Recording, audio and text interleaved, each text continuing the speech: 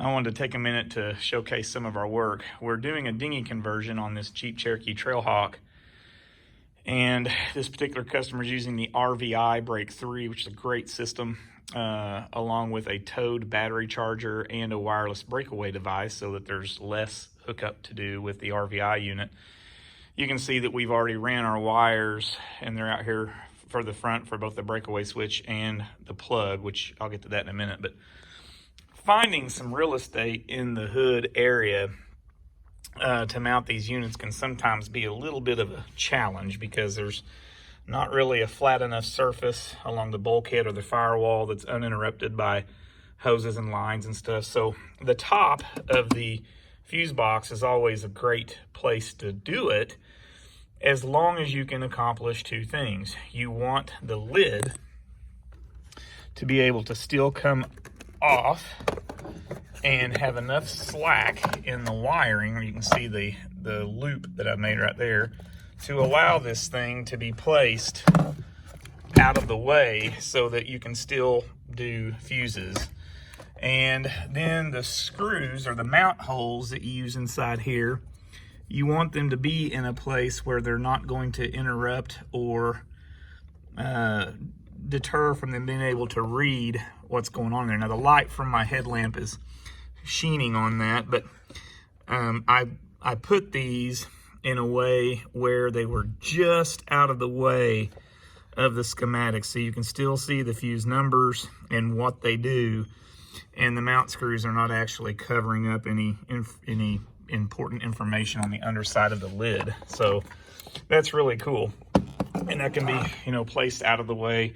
I also attached the leads to the non-terminal part of the battery cables. That way, if they have their battery replaced, whether at the dealership or an auto parts store or something, when they take these terminals off and these come off, it does not affect what we've done. That simply comes out of the way with those same leads, and the battery can come in and out without our stuff being affected. So always looking ahead, to future servicing and stuff like that. We've even left them a little bit of a loop here on their breakaway cable, so that they can pull that out and push it back in if they need to reset the unit. That's how you actually reset the wireless breakaway adapter. This particular vehicle had a power steering, an electronic power steering disabling harness from Mopar that we put in. And you're supposed to pull the fuse out when you're not flat towing the vehicle, and push the fuse in when you are. But my customer, she didn't want to deal with that. She wanted things to be as simple as possible.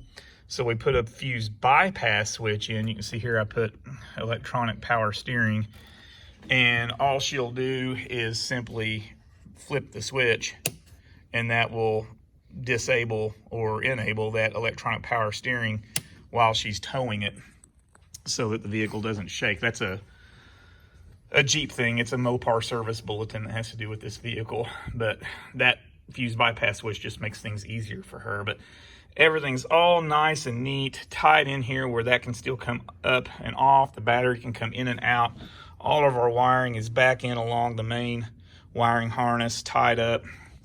Comes in back here and out the front behind the headlights right here, and then down out where we'll put our 6-way plug in the breakaway switch.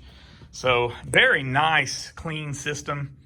And that's the type of work you get when you let a professional do your dinghy conversion work. You don't have stuff just slung all over everywhere with no thought to how things function, and making sure that your mechanics aren't mad and angry at you either for the aftermarket equipment that you've added, making sure that it stays out of their way. So anyhow, another good clean install.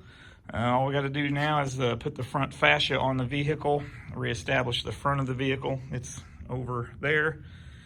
And then we'll wire up the plug, give it a preliminary test to make sure everything passes. And then we'll get her RVI Break 3 set up and get her tablet and hub programmed and paired. And this one will be ready to go. Thanks for your time, guys. Look forward to answering any questions that you may have or serving you in the future. Have a great day.